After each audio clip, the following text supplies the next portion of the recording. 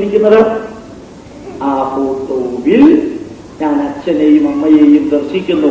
Photo അച്ഛനും അമ്മയുമല്ല, ഫോട്ടോവിൽ മാതാപിതാക്കളെ ദർശിക്കുന്നു.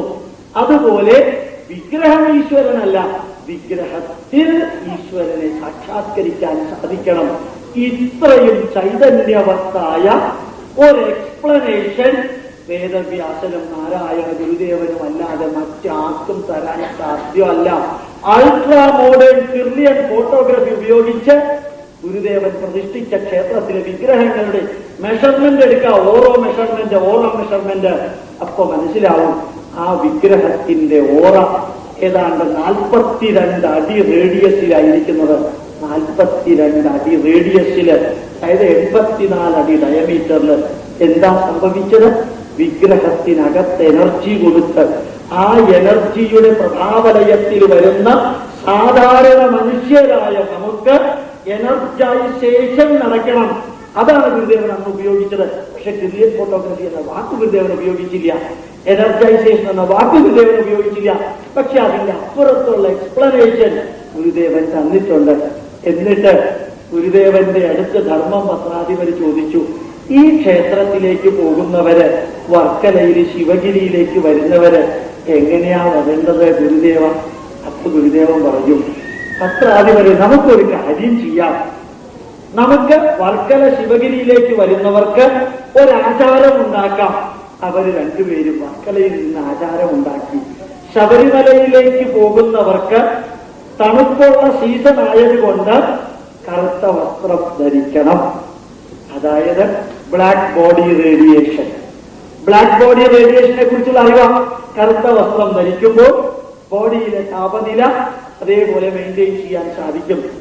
സന്യാസി കാവ്യ വസ്ത്രം ധരിക്കട്ടെ, ഗൃഹസ്ഥൻ വെളുത്ത വസ്ത്രം ധരിക്കട്ടെ. ഇവിടെ വരുന്നവര് ശ്രീകൃഷ്ണന്റെ പീതാംബരം ധരിക്കട്ടെ, ശ്രീകൃഷ്ണന്റെ വസ്ത്രമായ മഞ്ഞ വസ്ത്രം ധരിക്കട്ടെ. ആ ഒരു വരി കൃഷ്ണനെ അവിടേക്ക് കൊണ്ടുവന്ന് തൃശ്ശൂരിലെ ധർമ്മം എന്ന പത്രം നടത്തുന്ന അന്നത്തെ കേശവൻ വൈദ്യരോട് പറഞ്ഞപ്പോൾ ഇന്നത്തെ ഒരു റിസൾട്ട് അന്ന് ലഭ്യമായിരുന്നില്ല. ഇന്ന് നിങ്ങൾ വളരെ പ്ലസന്റ് ആയിട്ടിരിക്കുകയാണെങ്കിൽ, ശാന്തമായിട്ടിരിക്കുകയാണെങ്കിൽ, ഓഫീസിൽ നിന്ന് വരുന്ന സമയത്തല്ല കേട്ടോ, കുടുംബത്തിനോട് ഡിസ്കസ് ചെയ്യുന്ന സമയത്തുമല്ല, അപ്പൊ ശാന്തമാവാൻ പലർക്കും പറ്റില്ല.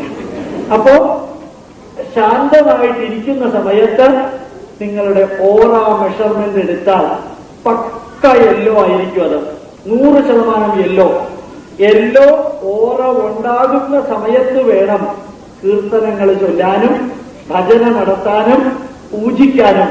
കാരണം യെല്ലോ ഓറയിലൂടെയാണ് ഏറ്റവും കൂടുതൽ ഊർജം ശരീരത്തിനകത്ത് കടക്കുക. അത് ഗുരുദേവൻ നൂറ്റാണ്ടുകൾക്ക് മുൻപ് കണ്ടുപിടിച്ചിരുന്നു. ഇത് സയൻസ് അല്ല.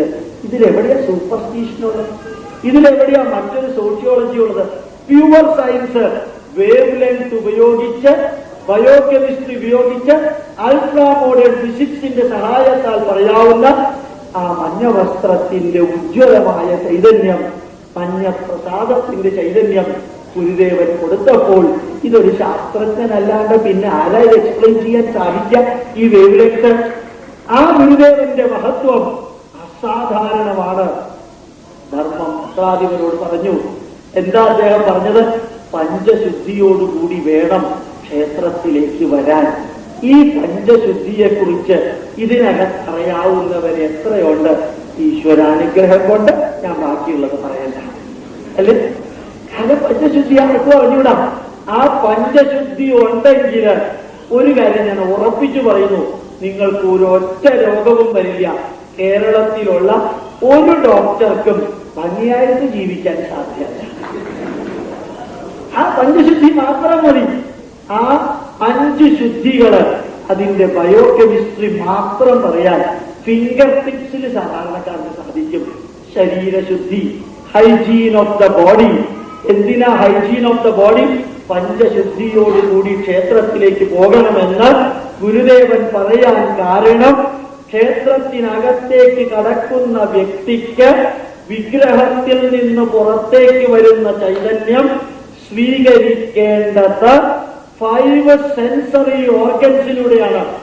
ആ 5 സെൻസറി ഓർഗൻസിലൂടെ ശരീരത്തിനകത്തേക്ക് ഊർജം കടക്കണമെങ്കിൽ ശരീരത്തിന്റെ ശുദ്ധി ഒരു കാരണവശാലും ഒഴിച്ചുകൂടാൻ പറ്റുന്നതല്ല.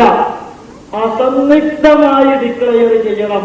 Skin should be clean, mouth should be clean, eyes should be clean, ears, ബോഡിയുടെ ടിപ്പ് മുതൽക്ക് ഏറ്റവും ചുവടറ്റം വരെ ക്ലീൻ ആയിരുന്നില്ല, ക്ലീൻ അല്ല എങ്കിൽ ക്ഷേത്രത്തിന്റെ മുമ്പിൽ പോയി നിങ്ങൾ നിന്നാൽ എനർജൈസേഷൻ നടക്കില്ല. അതുകൊണ്ട് physiologically you are informed that energisation is possible if and only if you are clean from the surface of your body. അത് ഗുരുദേവൻ പറഞ്ഞ ശരീരശുദ്ധി. ശരീരത്തിനകത്തൊരു കോട്ടിംഗ് ഉണ്ട്, പുറത്തൊരു കോട്ടിംഗ് ഉണ്ട്. അകത്തല്ല, പുറത്തൊരു കോട്ടിംഗ്. വിയർക്കുന്ന സമയത്ത് സോഡിയം ക്ലോറൈഡിന്റെ ക്രിസ്റ്റല്, യൂറിയയുടെ ക്രിസ്റ്റല്, അമോണിയം സൾഫേറ്റിന്റെ ക്രിസ്റ്റല്, പ്രോട്ടീൻ ഡീകമ്പോസ് ചെയ്ത ക്രിസ്റ്റല്, ഇതൊന്നും കൂടാതെ ബോഡിക്ക് അകത്ത് നിന്ന് പുറത്തേക്ക് ഇജക്ട് ചെയ്യുന്ന പലതിന്റെയും കവറിംഗ്. ഈ കവറിങ്ങിനകത്തേക്ക് എനർജി കയറണമെങ്കിൽ ക്ഷേത്രത്തിലേക്ക് പോയാൽ പറ്റില്ല. വളരെയധികം എനർജി അകത്തേക്ക് കയറ്റിയേ മതിയാകൂ എങ്കിൽ കുറെ ചവറ് കൂട്ടിയിട്ട് തീയിട്ട് അതിന്റെ അടുത്ത് നിൽക്കണം. അമ്പലത്തിൽ പോയാൽ പറ്റില്ല. കാരണം ആ ഹാർമോണിയസ് വേവ് ലെങ്ത് ക്ഷേത്രത്തിലുള്ളത് ശരീരത്തിനകത്തേക്ക് ക്വാണ്ടം ഹീലിംഗ് സെന്ററായി പോകണമെങ്കിൽ ശരീരശുദ്ധി ഉണ്ടാകണം. രണ്ടാമത്തേത് ആഹാരശുദ്ധി. നോൺ വെജിറ്റേറിയൻ ഫുഡ് ഗുരുദേവൻ വ്യക്തമായി പറഞ്ഞിട്ടുണ്ട് അവോയ്ഡ് ചെയ്യണമെന്ന്. എന്തുകൊണ്ട്? നോൺ വെജിറ്റേറിയൻ ഫുഡ് കഴിച്ചതിന് ശേഷം ശരീരത്തിന്റെ എനർജിയുടെ ഓറ എടുക്കുക. You will be bluntly bright red ആയിരിക്കും. നോൺ വെജിറ്റേറിയൻ ഫുഡ് കഴിച്ചതിന് ശേഷം ബ്രൈറ്റ് റെഡ്. ഓറയ്ക്കകത്ത് മറ്റൊരു വേവ്ലെങ്ത്തും കയറില്ല. ആ ഫുഡും കഴിച്ച് നിങ്ങൾക്ക് ക്ഷേത്രത്തിലേക്ക് പോകാൻ സാധ്യമല്ല.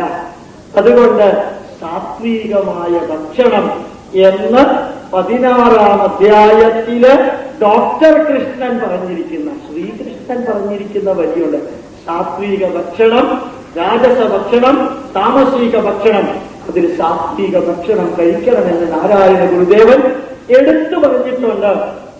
ആ സാത്വിക ഭക്ഷണത്തിന്റെ മഹത്വം ഇന്ന് ഉച്ചയ്ക്ക് ഞാൻ ആ ക്ഷേത്രത്തിൽ പറയുകയുണ്ടായി. ഒരു പ്രൊഫസർ വിൻബർഗ് എന്നൊരു ശാസ്ത്രജ്ഞൻ കാലിഫോർണിയയിലുണ്ട്. അദ്ദേഹം ഭാരതത്തിന്റെ ഒരു ആരാധകനാണ്, ഹിന്ദു ഒന്നുമല്ല.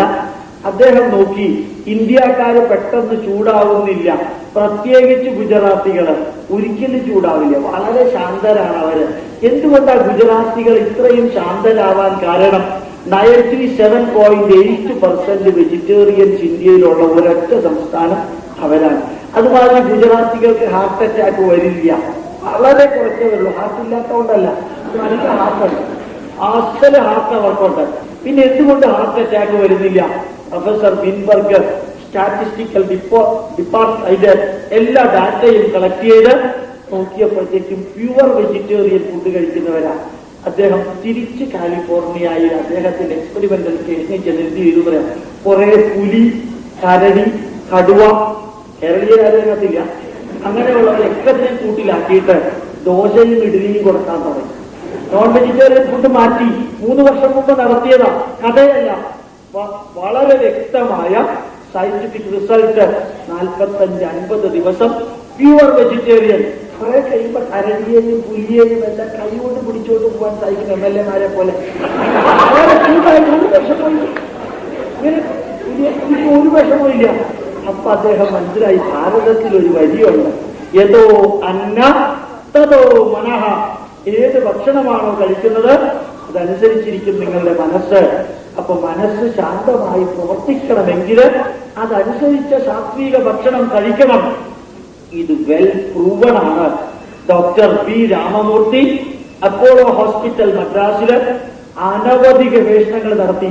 നോൺ വെജിറ്റേറിയൻ ഫുഡ് കഴിച്ചോ അവിടെ ട്രീറ്റ്മെന്റിന് വരുന്നവരുടെ ബ്രെയിൻ വെറും EEG ഇലക്ട്രോഎൻസഫലോഗ്രാം എടുത്താല് അതിൽ പുറപ്പെടുവിക്കുന്ന ഇലക്ട്രിക്കൽ വേവ്സ് അസാധാരണമായി ഫ്ലക്ച്വേറ്റ് ചെയ്തുകൊണ്ടിരിക്കും. നോൺ വെജിറ്റേറിയൻ ഫുഡ് കഴിക്കുന്ന വ്യക്തിയുടെ ബ്രെയിൻ വേവ് ഇത്രയും ഫ്ലക്ച്വേറ്റ് ചെയ്യാൻ കാരണം എന്താണ് എന്ന് അനലൈസ് ചെയ്തപ്പോഴാണ് മനസ്സിലായത്. പെക്യൂലിയർ ടൈപ്പ് ഓഫ് ഹോർമോൺസ് ബ്രെയിനിൽ ഉദിക്കുന്നു. ആ ഹോർമോൺസ് ശരീരത്തെ മൊത്തത്തിൽ അപ്സെറ്റ് ചെയ്യുന്നു. അതുകൊണ്ട് നോൺ വെജിറ്റേറിയൻ ഫുഡ് കുറയ്ക്കാൻ ഡോക്ടർ ബി രാമമൂർത്തി നാരായണ ഗുരുദേവൻ പറഞ്ഞ് 90 വർഷങ്ങൾക്ക് ശേഷം പറയുന്നുണ്ട്. അപ്പൊ ഗുരുദേവൻ എന്ന് പറഞ്ഞത് എത്ര സയന്റിഫിക് ആയിരുന്നു.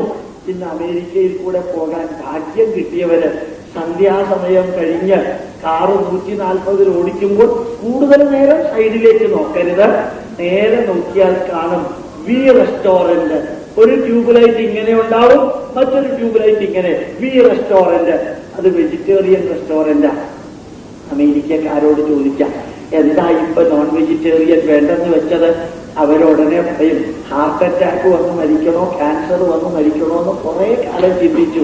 അവസാനം തീരുമാനിച്ചു നോർമലായിട്ട് മരിക്കണം. അതുകൊണ്ടാണ് വി റെസ്റ്റോറന്റ് മതിയെന്ന് തീരുമാനിച്ചത്. ഇത് നമ്മുടെ കണ്ടുപിടുത്തമല്ല.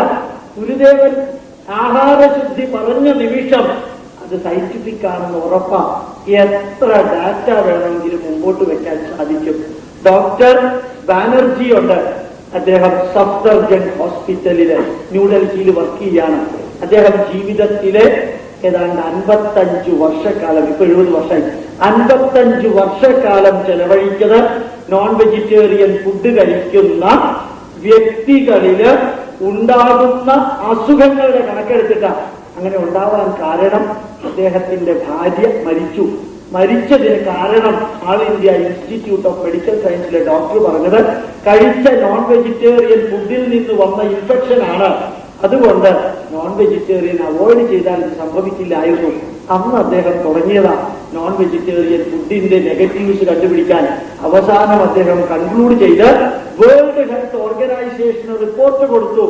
ഇന്ത്യയിൽ ഇന്നുള്ള 150 തരത്തിലുള്ള psychosomatic disease non vegetarian food കഴിക്കുന്നവരിൽ ഏറ്റവും കൂടുതൽ കാണുന്നു.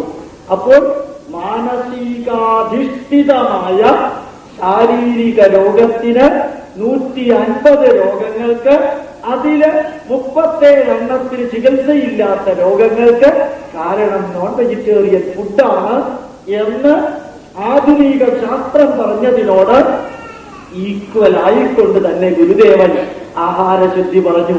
അപ്പൊ ഗുരുദേവന്റെ ശരീരശുദ്ധി, ഗുരുദേവൻ പറഞ്ഞ ആഹാരശുദ്ധി, ഗുരുദേവൻ പറഞ്ഞ വാക്ശുദ്ധി, വാക്കിന്റെ ശുദ്ധി.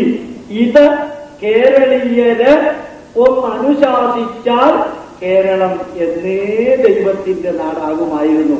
ഇപ്പൊ ദൈവത്തിന്റെ നാടാണെന്ന് അഡ്വർടൈസ്മെന്റ് കൊടുക്കണം. അഡ്വർടൈസ്മെന്റ് കൊടുത്തില്ലെങ്കിൽ അത് ദൈവത്തിന്റെ നാടാവില്ല. വാക്ക് ശുദ്ധി ഇല്ലാത്ത ഏറ്റവും വലിയൊരു തലമുറ കേരളത്തിൽ വളർന്നു വരികയാണ്.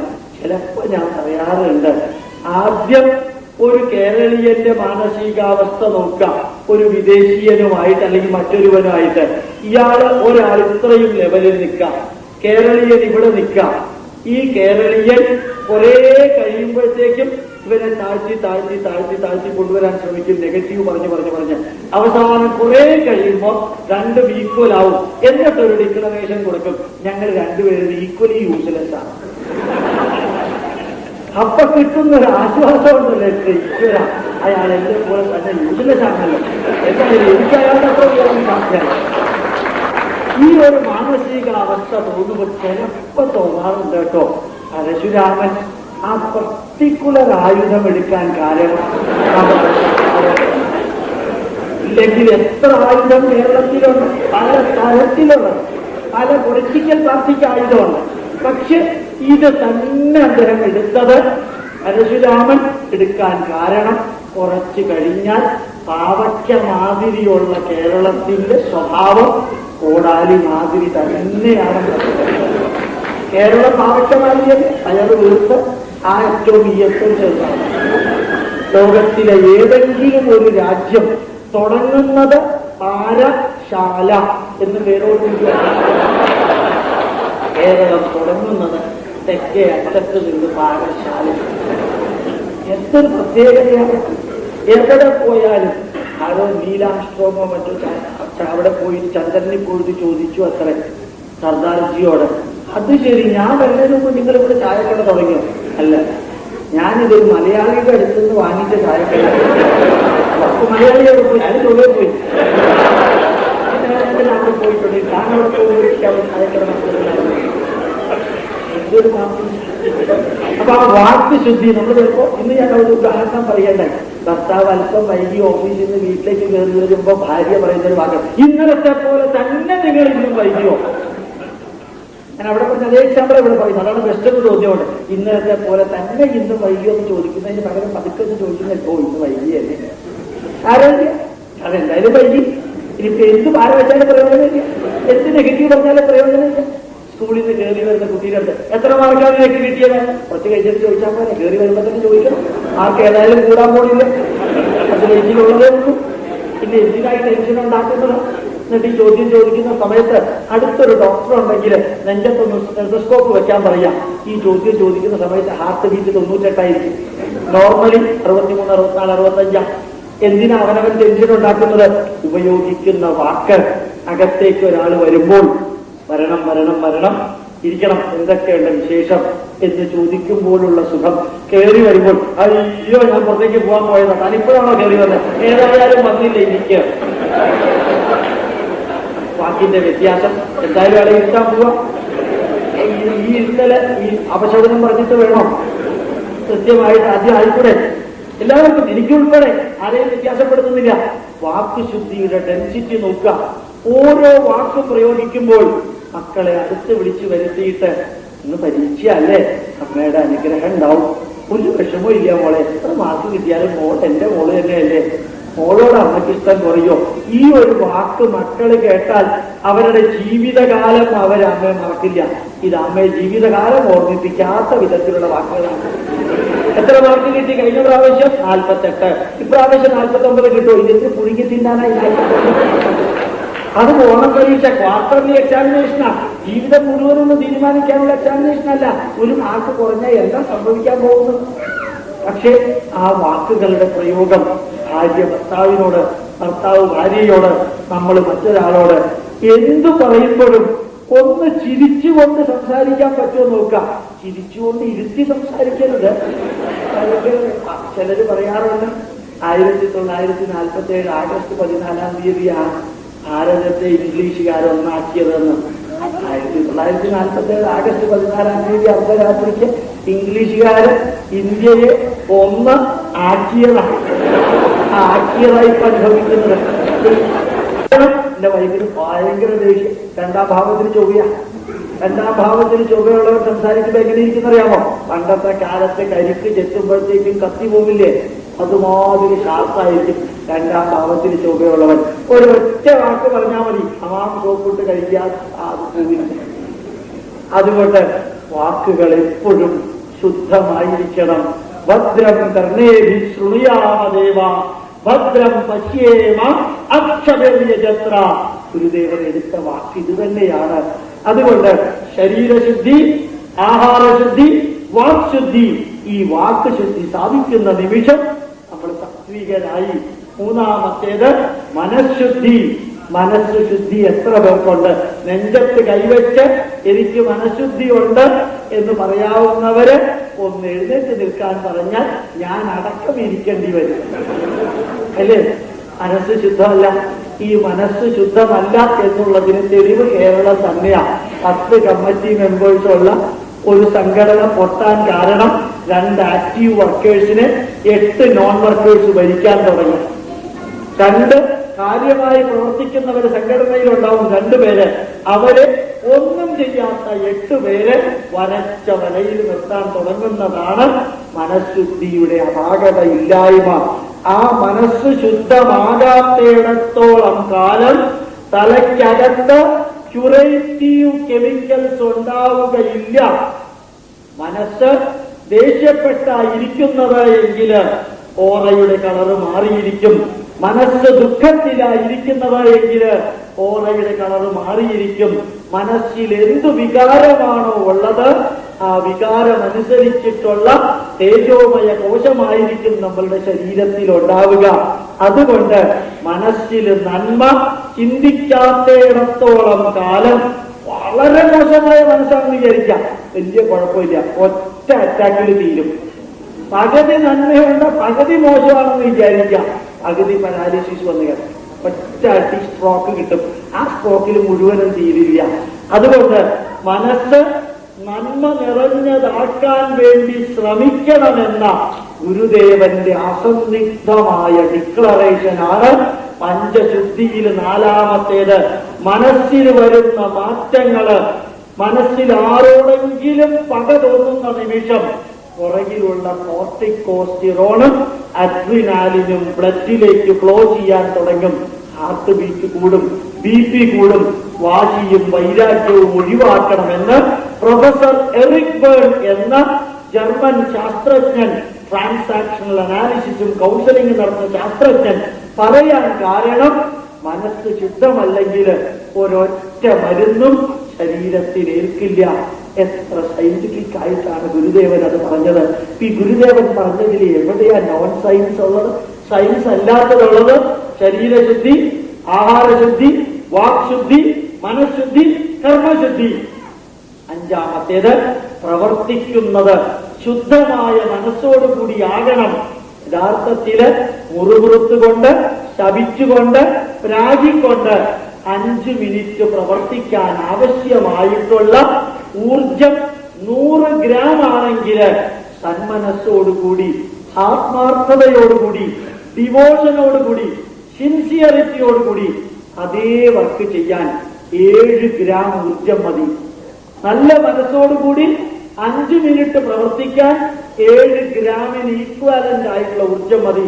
അതേ പ്രവൃത്തി നെഗറ്റീവ് മാനസികാവസ്ഥ, നെഗറ്റീവ് ഉദ്ദേശത്തോടുകൂടി ചെയ്യുമ്പോൾ 100 ഗ്രാം ഊർജത്തിന് തുല്യമായ അളവ് ശരീരത്തിൽ നിന്ന് നഷ്ടപ്പെടുകയാണ്.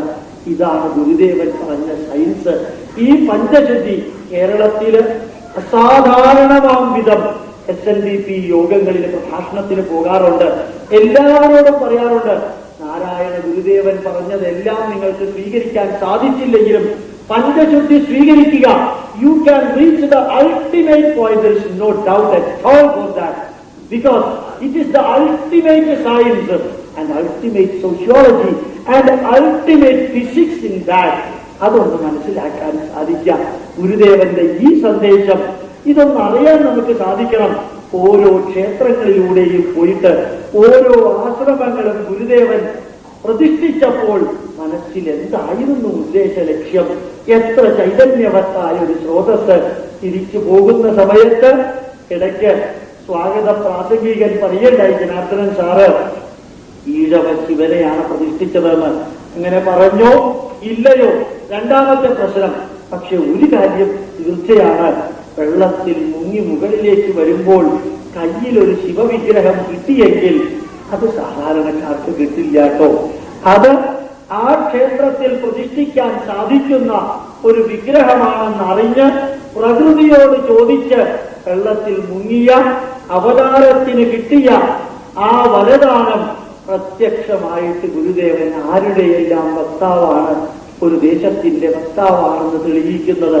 ഇത്രയും ഉജ്ജ്വലമായ ഒരു ചൈതന്യം പ്രതിഷ്ഠിച്ച ഓരോ ക്ഷേത്രങ്ങളിലും പോയി നോക്കണം.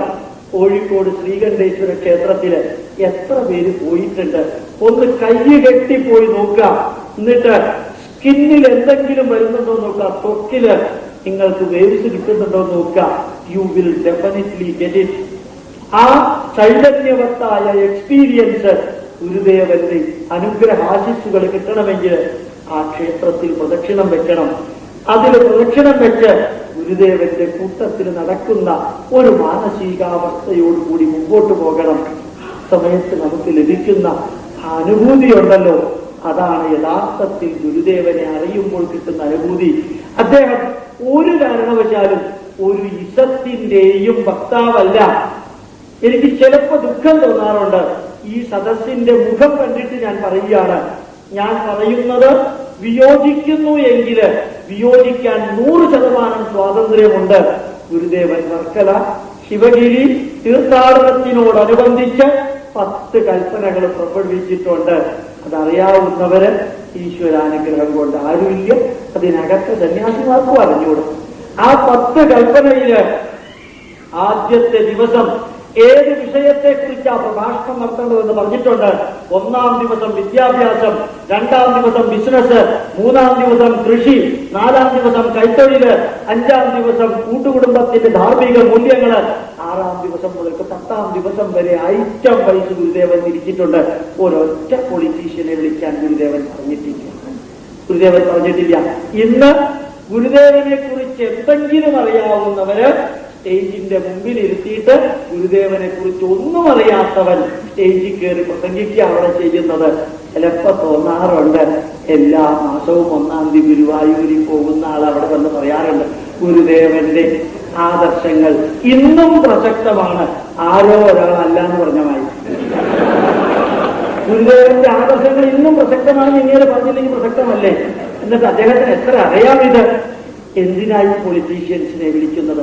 വേണ്ടെന്നല്ല, നല്ല ക്വാളിഫൈഡ് പൊളിറ്റീഷ്യൻസ് ഉണ്ട്. ഏത് ഇസമെങ്കിലും ആകട്ടെ, ഞാൻ പറയാറുണ്ട്, നിങ്ങൾ LDF-ഓ, നിങ്ങൾ UDF-ഓ, നിങ്ങൾ MDF-ഓ ആവാം.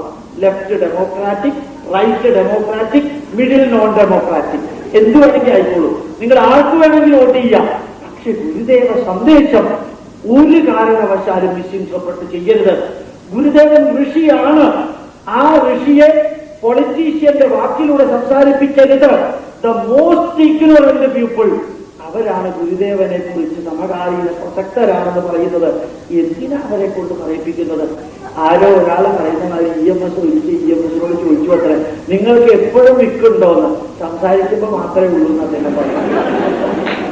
അതുമാതിരി പലപ്പോഴും ഇവരെല്ലാവരും വായ തുറക്കുന്നത് തന്നെ എപ്പോഴും നുണ പറയാതെ ഇല്ലേ, സംസാരിക്കാൻ മാത്രമേ നുണ പറയാറ് എന്ന് പറയുന്ന അവസ്ഥയിൽ ഇവരെ കൊണ്ടുവന്ന് ഞാൻ ഒരിക്കലും എനിക്കൊരു പ്രാർത്ഥനയുണ്ട്. ഇപ്പൊ ആ പ്രാർത്ഥനയുടെ പകുതി സബലീകൃതമായി.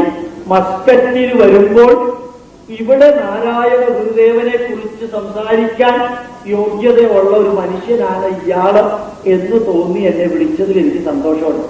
ഇന്നലെ രാവിലെ ഒരു ഫോൺ കോൾ കിട്ടിയിരുന്നു. ഫെബ്രുവരി മാസം 2-ാം തീയതി മുതൽക്ക് 9-ാം തീയതി വരെ അരുവിപ്പുറത്തെ തീർത്ഥാടനത്തിന് 7 ദിവസം നടത്തുന്ന പ്രഭാഷണത്തിലെ കമ്മിറ്റിയിലെ ചെയർമാൻ ആയിരിക്കണമെന്ന് പറഞ്ഞ് ഞാൻ അദ്ദേഹത്തിനോട് പറഞ്ഞു, സവർണ മേധാവി മൂരാച്ചി പൂവൂരിന്റെ ഗോപാലകൃഷ്ണനാണ്. അപ്പൊ ഈ ഗോപാലകൃഷ്ണനെ ചെയർമാനാക്കുന്നതിന് വിരോധമില്ലല്ലോ. ഗുരുദേവനെ കുറിച്ച് 7 ദിവസവും ക്ലാസ് എടുക്കാൻ എനിക്ക് സാധിക്കും, ഒരു വിഷമമില്ല. 54 പുസ്തകത്തില് 32 പുസ്തകവും ഞാൻ വായിച്ചിട്ടുണ്ട്. 32 പുസ്തകവും ഉറക്കം വരാൻ വേണ്ടി വായിച്ചതല്ല, കുത്തി കാസറ്റ് റെക്കോർഡ് ചെയ്യാൻ വേണ്ടി വായിച്ചതാ, പഠിക്കാൻ വേണ്ടി വായിച്ചതാ. സദസ്സിൽ നിന്ന് ഒരു 40 ചോദ്യം എഴുതി വന്നാൽ ഉത്തരം പറയാനുള്ള ഗട്സ് ഉണ്ടാകണം എന്ന് വിചാരിച്ച് തന്നെയാ 4 പോസ്റ്റ് ഗ്രാജുവേറ്റ് ഡിഗ്രിയും PhDയും DLiറ്റും വെച്ചത് പഠിച്ചത്. അതുകൊണ്ട് ആ ചൈതന്യത്തോടുകൂടി ഞാൻ വരാൻ തയ്യാറാണ്. ഈ പൂണൂലിട്ടുകൊണ്ട് തന്നെ ഗുരുദേവ സന്ദേശം ആശയതു ഹിമാചലം ഓസ്മാനിയ യൂണിവേഴ്സിറ്റിയിലെ ഡോക്ടർ നാരായണ റെഡ്ഡി വിളിച്ചതുൾപ്പെടെ അവിടെ വന്ന് പറയാൻ തയ്യാറാണ്. ഒരു കാരണവശാലും പതറില്ല, വരാമെന്ന് പറഞ്ഞു. അങ്ങനെയുള്ള എനിക്ക് ഒരു ആഗ്രഹമുണ്ട്, എന്നെങ്കിലും വർക്കലയില് ശിവഗിരി തീർത്ഥാടനത്തിനോടനുബന്ധിച്ച് ഒരു പ്രഭാഷണം നടത്തണമെന്ന്. എന്നെ ഞാൻ വലിയൊരു ഷർട്ടൂട്ടേ പോകുള്ളൂ, അകത്ത് ബുള്ളറ്റ് പ്രൂഫായിട്ട് ഒന്നും ഉണ്ടാവില്ല. ഓടുന്നത് ശരിയല്ല. ഭാരതത്തില് വിദേശത്ത് നിന്ന് ഈ ഗുരുദേവൻ പറഞ്ഞ 10 സന്ദേശങ്ങൾ എടുത്ത് ആ വിഷയത്തിൽ പ്രഭാഷണം നടത്താൻ വിളിക്കൂ. പൊളിറ്റീഷ്യൻസിനെ ഉൾപ്പെടുത്താം, ഒരു വിരോധമില്ല. അറിവുള്ള പൊളിറ്റീഷ്യൻസിനെ കൊണ്ടുവരിക. ഗുരുദേവന്റെ സന്ദേശം വഹിക്കുന്ന നിങ്ങൾ ഇവരെക്കാൾ എത്രയോ മുകളിൽ നിൽക്കുന്നു. എന്തിന് നിങ്ങൾ സ്വയം ഇവരുടെ അടുത്തേക്ക് വരുമ്പോൾ താഴണം? ഇവരെ ഉയർത്താൻ നിങ്ങൾക്ക് പറ്റില്ല. സാധിക്കാത്തയിടത്തോളം കാലം വെറും ജാതിയുടെ ബേസില് ഇവരെ വിളിച്ച് ഗുരുദേവ സന്ദേശം ഇന്നും പ്രസക്തമാണെന്ന് പറയിപ്പിക്കരുത്. അങ്ങനെ പറയുമ്പോ തന്നെ അത് പത്രത്തിൽ അടിച്ചു വരുമ്പോ തന്നെ പലർക്കും സംശയം, ഇവര് പറഞ്ഞില്ലായിരുന്നെങ്കിൽ ഇത് പ്രസക്തമല്ലാതെ ആകുമോ എന്നൊരു സംശയം ഇവരെ കൊണ്ട് പറയിപ്പിക്കണം. പക്ഷെ ചിലരുണ്ട്, അച്യുതമേനോൻ പറഞ്ഞാൽ, ഇന്ന് അദ്ദേഹം ഇല്ല, അച്യുതമേനോൻ പറഞ്ഞാൽ അത് കിലോഗ്രാം കണക്കിന് വെയിറ്റ് ഉള്ളതാണ്. CPIയിലെ പണ്ടത്തെ ഒരു ഫുഡ് മിനിസ്റ്റർ ഉണ്ട്, ചന്ദ്രശേഖരൻ, അദ്ദേഹത്തിനെ വിളിക്കാം. കാരണം അസാമാന്യമായ നോളജ്, പക്വത, വാക്കിൽ പഞ്ചശുദ്ധിയുള്ള ഒരു മനുഷ്യനാണ് അദ്ദേഹം. നിങ്ങൾ ഇടതുപക്ഷത്തുനിന്നോ വലതുപക്ഷത്തുനിന്നോ മധ്യപക്ഷത്തുനിന്നോ വിളിക്കാം, അറിവുള്ളവരെ വിളിക്കാം. പൊളിറ്റീഷ്യനായിട്ടല്ല, നോളജുള്ള സ്കോളറായിട്ട് വിളിക്കാം. അതുപോലെ എത്രയോ ഉജ്ജ്വലമായ സന്ദേശം തരാൻ സാധിക്കുന്ന സർവ്വരെയും അതിനകത്ത് വിളിക്കണം. എന്നിട്ട് പ്രഭാഷണമോ പ്രസംഗമോ അല്ല, ക്ലാസ് എടുപ്പിക്കണം. ഗുരുദേവന്റെ ഈശാവാസ്യ ഉപനിഷത്തിലെ 16 ശ്ലോകങ്ങളില് ഒരു ശ്ലോകത്തിന്റെ വ്യാഖ്യാനം തരാൻ 2.5 മണിക്കൂർ വേണ്ടിവരും ഒരു സാൻസ്ക്രിറ്റ് പ്രൊഫസർക്ക്. അത്രയും ഗംഭീരമായ വരികളാണ്. അതേ സമയത്ത് ആ വരി തന്നെ 5ാം ക്ലാസ്സിലെ ഒരു കുട്ടിക്കും മനസ്സിലാവും, ഡീലിറ്റുള്ള ഒരു പ്രൊഫസർക്കും മനസ്സിലാവും. വ്യാഖ്യാനിക്കാൻ 2.5 മണിക്കൂർ വേണം താനും. അതാണ് ഗുരുദേവന്റെ മഹത്വം. ആ സന്ദേശം മനസ്സിലാക്കാൻ വക്കര ശിവഗിരി ആശ്രമം ഉപയോഗിക്കണം. ഒന്നുകൂടി മനസ്സിലാക്കാം, ഗുരുദേവനെ ഏത് സമയത്തും ഒരു ഇഷ്യൂവുമില്ലാത്ത സമയത്ത് പൊളിറ്റീഷ്യൻസ് തെരുവിലേക്ക് വലിക്കാറുണ്ട്. പലപ്പോഴും കണ്ടിട്ടുണ്ടോ? എവിടെയെങ്കിലും എന്തെങ്കിലും ഇഷ്യൂ സംഭവിച്ചാൽ കേരളത്തില് ഉടനെ തച്ചുടയ്ക്കുന്നത് ഗുരുദേവ പ്രതിമയാണ്. എന്തിനാ ഗുരുദേവ പ്രതിമ തച്ചുടയ്ക്കുന്നത്? ഇഷ്യൂ മാറ്റിയിട്ട് ശ്രദ്ധ മറ്റൊരു സ്ഥലത്തേക്ക് കൊണ്ടുവന്ന് ആ മറ്റ് കലഹങ്ങൾ മുഴുവനും മാറ്റാൻ വേണ്ടി നടത്തുന്ന ഘോര അപരാധം. ഇതിന് കൂട്ടുനിൽക്കരുത്. സ്വധർമ്മം, ഈ ധർമ്മത്തെക്കുറിച്ച് പഠിക്കണം. ഞാൻ വീണ്ടും വീണ്ടും പറയുന്നു, ഗുരുദേവനെ മനസ്സിലാക്കാൻ ശ്രമിക്കണം. പൊളിറ്റിക്സിന് അതീതമായിട്ട്, ജാതിക്ക് അതീതമായിട്ട്, എല്ലാത്തിനും അതീതമായിട്ട് അത് പഠിക്കാൻ ശ്രമിക്കണം. ഗുരുദേവൻ തന്നെ പറഞ്ഞ കർമ്മങ്ങളുണ്ട്. ഒരു വസ്തുത കൂടി പറയാൻ ആഗ്രഹിക്കുന്നു. നാരായണ ഗുരുദേവന്റെ അനുശാസകര് കുരിശ് സ്വീകരിച്ചിട്ടുണ്ട്, ചന്ദ്രക്കലയും സ്വീകരിച്ചിട്ടുണ്ട്. എവിടെ നാരായണ ഗുരുവിന്റെ ക്ഷേത്രത്തിലേക്കും ആശ്രമത്തിലേക്കും പോയാൽ ഇത് രണ്ടും അവിടെ കാണാം, ഓംകാരവും കാണാം. കണ്ണടച്ച് സമയം കിട്ടുമ്പോൾ ഒന്ന് ചിന്തിക്കുക, ഏതെങ്കിലും ക്രിസ്ത്യാനിയും അല്ലാത്തവരും ഗുരുദേവനെ സ്വീകരിച്ചിട്ടുണ്ടോ എന്ന്. ഒരൊറ്റയാളെ സ്വീകരിച്ചിട്ടില്ല, ഒരാളെ സ്വീകരിച്ചിട്ടില്ല. നമ്മൾ മതേതരത്വം പറയുമ്പോൾ തീർച്ചയായിട്ടും വേണം. മതേതരത്വം വൺ വേ ട്രാഫിക് അല്ല. നിങ്ങൾ ഏതെങ്കിലും ബസ്സിന് കേരളത്തിൽ കയറുക, അവിടെ യേശുദേവന്റെ പടം, ഹിന്ദുവിന്റെ ഏതെങ്കിലും ഈശ്വരന്റെ പടം, അതുപോലെ തന്നെ ഇസ്ലാമിന്റെ പടം ഉണ്ടായിരിക്കും. ഉറപ്പാണ് ആ ബസ് ഹിന്ദുവിന്റേതാണെന്ന്. മറ്റാരുടെയല്ല. ഒരു ക്രിസ്ത്യാനിയും വെച്ചില്ല മറ്റൊരെണ്ണവും, ഒരു മുസ്ലിമും മറ്റൊരെണ്ണവും വെച്ചില്ല. കാരണം അവരുടെ അടുത്ത് പറഞ്ഞിട്ടുണ്ട്, ഞാനല്ലാതെ മറ്റൊരു ദൈവം ഉണ്ടാകരുത്. ഭാരതീയര് മറ്റ് രാജ്യങ്ങളിലുണ്ടായ വൈദിക പുസ്തകങ്ങൾ സ്വീകരിച്ചു, മറ്റ് രാജ്യത്തിലെ ഈശ്വര സങ്കല്പം സ്വീകരിച്ചു. ആ നാട്ടിൽ ജനിച്ചവര്, ആ നാടിന്റെ പൈതൃകത്തിന്റെ അവകാശികള് ശ്രീരാമനെ സ്വീകരിച്ചിട്ടില്ല, ശ്രീകൃഷ്ണനെ സ്വീകരിച്ചിട്ടില്ല. ആതിരപ്പള്ളിയില് ഞാൻ ഇതേ വിഷയം ഉറക്കെ പറഞ്ഞു. ഒരു 15 ബിറ്റ് നോട്ട് കിട്ടി എന്നോട് നിർത്താൻ പറഞ്ഞുകൊണ്ട് ആ 15 ബിറ്റ് കിട്ടിയപ്പോൾ ഞാൻ കയ്യിന്റെ ചുവട്ടിൽ വെച്ചുള്ളൂ, വായിച്ചില്ല. മുഴുവനും പറഞ്ഞ് 2.5 മണിക്കൂർ പ്രഭാഷണവും കഴിഞ്ഞിട്ട് ഞാൻ നിർത്തിയുള്ളൂ. അത് കഴിഞ്ഞപ്പോഴത്തേക്ക് ഒത്തിരി പേർക്ക് ദേഷ്യം ഉണ്ടായിരുന്നു. പക്ഷെ അവിടെ കൂടിയിരുന്ന 2400 യൂത്ത് ഉണ്ടായിരുന്നു. ആ യൂത്ത് സർവ്വതും മറന്ന് കൈയടിച്ചപ്പോൾ അവിടെ കൂടിയിരുന്നവർക്ക് തോന്നി, ഇയാൾ പറഞ്ഞതപ്പോ ശരിയാണ്, സത്യമാണ്. ആനന്ദാശ്രമത്തിൽ പോവുക, അവിടെ കുരിശുണ്ട്, ഇന്ദ്രക്കലയുണ്ട്, മറ്റ് വേദപുസ്തകങ്ങളുണ്ട്, മറ്റു മതസ്ഥരുടെ വേദപുസ്തകമുണ്ട്, ഹിന്ദുവിന്റെയും ഉണ്ട്. അമ്മയുടെ ആശ്രമത്തിൽ പോവുക, അമൃതാനന്ദമയുടെ, എല്ലാ മതത്തിന്റെയും അവിടെ ഉണ്ട്. രാമകൃഷ്ണ ആശ്രമത്തിൽ പോവുക, എല്ലാ മതത്തിന്റെയും ഉണ്ട്. വിവേകാനന്ദ മിഷനിൽ പോവുക, എല്ലാ മതത്തിന്റെയും ഉണ്ട്. നാരായണ ഗുരുദേവന്റെ ആശ്രമത്തിൽ പോവുക, എല്ലാ മതത്തിന്റെയും ഉണ്ട്. ഇതുപോലെ തിരിച്ചൊരു പള്ളിയിൽ പോയി നോക്കുക, അവരുടെ അല്ലാണ്ട് വേറെ ഒന്നുമില്ല. ഞാൻ അവിടെ വെച്ച് പാതിരപ്പള്ളിയിൽ വെച്ച് പറഞ്ഞു, 2 കൈയും ചേർത്ത് തൊഴുതുകൊണ്ട് പറയുകയാണ്, മതേതരത്വത്തിന്റെ വീക്ഷണം വൺ വേ ട്രാഫിക് ആണെന്ന് ചിന്തിക്കാൻ നിങ്ങൾക്ക് സാധിക്കുമെങ്കിൽ ഒരു പള്ളിയിലെങ്കിലും ഗുരുദേവന്റെ ചിത്രം വെക്കാൻ നിങ്ങൾക്ക് സാധിച്ചാൽ അന്ന് മറ്റുള്ളവരുടെ ചിഹ്നം വെക്കുക. അതല്ലെങ്കിൽ അത് മാറ്റണം. ഞാൻ പറയുന്നത് അപരാധമാണെങ്കിൽ ക്ഷമിക്കണമെന്ന് പറഞ്ഞു. 7 ഗുരുദേവന്റെ പീഠങ്ങൾ അതിന് ശേഷം പണിതത് ഞാൻ കണ്ടു. ഇപ്പൊ തൃപ്പൂണിത്തുറ മരടിൽ ഒരെണ്ണമുണ്ട്, ചേർത്തലയിൽ ഈ ആഴ്ച ഒരെണ്ണം തീർത്തു, നേരെ അതേപോലെ തന്നെ കടവന്ത്രയിൽ ഒരെണ്ണം തീർത്തു. ഈശ്വരാനുഗ്രഹം കൊണ്ട് മറ്റേത് രണ്ടും അതിനകത്തിരിക്കുക. അപ്പൊ എനിക്ക് തോന്നി ഏതോ സന്ദേശം അവിടെ എത്തിയിട്ടുണ്ട്. നാരോ മൈൻഡഡ് ആവാനല്ല ഞാൻ പറഞ്ഞത്. ഭാരതത്തിന്റെ വീക്ഷണമുണ്ട്. ആകാശാപതിതന്തോയം യഥാ ഗച്ഛതി സാഗരം സർവദേവ നമസ്കാരം കേശവം പ്രതി ഗച്ഛതി. സർവദേവനെ നമസ്കരിച്ചാലും കേശവനിലേക്ക് എത്തുമെന്ന് അർത്ഥശങ്കക്കിടമില്ലാത്ത വിധം പറഞ്ഞൊരു രാഷ്ട്രമാണിത്. പക്ഷേ ഇന്ന് നിങ്ങൾ മലപ്പുറത്ത് പോയാൽ ആ കാഴ്ചയല്ല കാണാം. നോർത്ത് ഈസ്റ്റിൽ പോയാൽ ആ കാഴ്ചയല്ല നിങ്ങൾക്ക് കാണാൻ സാധിക്കുക. ഭാരതം മാറുന്നു ഒരു തരത്തിലൂടെ. ഞാൻ എന്നും ആഗ്രഹിക്കാറുണ്ട്, നാരായണ ഗുരുദേവന്റെ സന്ദേശം എന്തുകൊണ്ട് പ്രസക്തമാണ്? ഒറ്റ വാക്കുകൊണ്ട്, ജാതിഭേദം മതദ്വേഷം. ജാതിഭേദം മതഭേദം എന്നല്ല ഗുരുദേവൻ പറഞ്ഞത്, മതദ്വേഷം എന്നാ പറഞ്ഞത്. മതം വ്യത്യാസം തന്നെയാണ്, മതം ഒന്നല്ല. സർവ ഈശ്വരത്താരെയും സ്വീകരിക്കാൻ പറഞ്ഞ വിശാല മനസ്കതയുള്ള സനാതന ധർമ്മത്തിന്റെ അവകാശികളാണ് നാം. ബൈബിൾ ഒന്ന് വായിച്ചു നോക്കുക. ഞാനല്ലാതെ മറ്റൊരു ദൈവം നിനക്കുണ്ടാകരുതെന്ന് പറഞ്ഞിട്ടുണ്ട്. ഒരു സ്ഥലത്തല്ല, 6 സ്ഥലത്ത് മറ്റൊരു ദൈവത്തിന്റെ അശേര വിഗ്രഹങ്ങൾ തച്ചുടയ്ക്കാൻ നിന്റെ കൈ ഉയരാതിരിക്കരുത് എന്ന് ഡിക്ലെയർ ചെയ്തിട്ടുണ്ട്. ദൈവത്തിന്റെ കൂട്ടത്തിൽ വരാത്തവന്റെ 7 തലമുറ ദണ്ഡിപ്പിക്കുമെന്ന് പറഞ്ഞിട്ടുണ്ട്. സാവധാനത്തിൽ വായിച്ചു നോക്കുക. ശരി ഏത് എന്ന് വെച്ചാൽ തീരുമാനിക്കുക. നമ്മളുടെ ഇസം വസ്തുതകളെ മറക്കരുത്. വസ്തുതയായിട്ട് ശാസ്ത്രീയമായി പഠിക്കുക. ഈ സനാതന ധർമ്മം ഇന്ന് അഭിമുഖീകരിക്കുന്ന പ്രശ്നം എന്ത്? നാടിന്റെ പവിത്രമായ ചൈതന്യം എവിടെയോ മാറി മറയുന്നു. ഒന്നുകൂടി പറയാം, ഏറ്റവും അധികം ബാധിച്ചിരിക്കുന്നത് നാരായണ ഗുരുദേവന്റെ അനുയായികളെയാണ്. കരുനാഗപ്പള്ളിയിലെ SNDPയുടെ സെക്രട്ടറിയെ കാണാൻ ഇടവന്നു.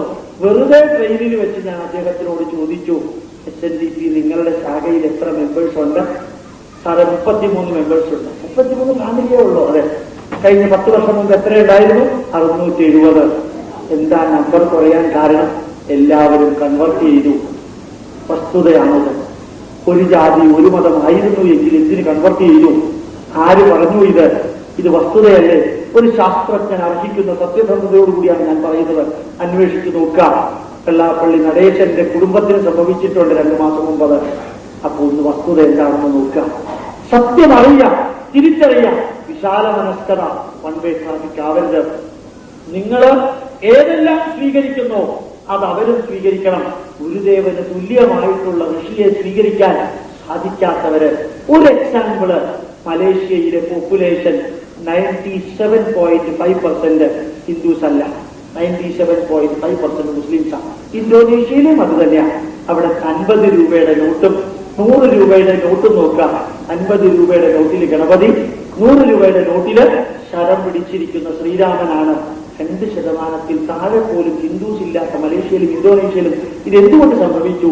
അവര് പറയുന്നു, ഞങ്ങൾ മാതാപിതാക്കളെ മാറിയിട്ടില്ല, ഞങ്ങളുടെ സംസ്കൃതി മാറിയിട്ടില്ല, വിശ്വാസം മാറി.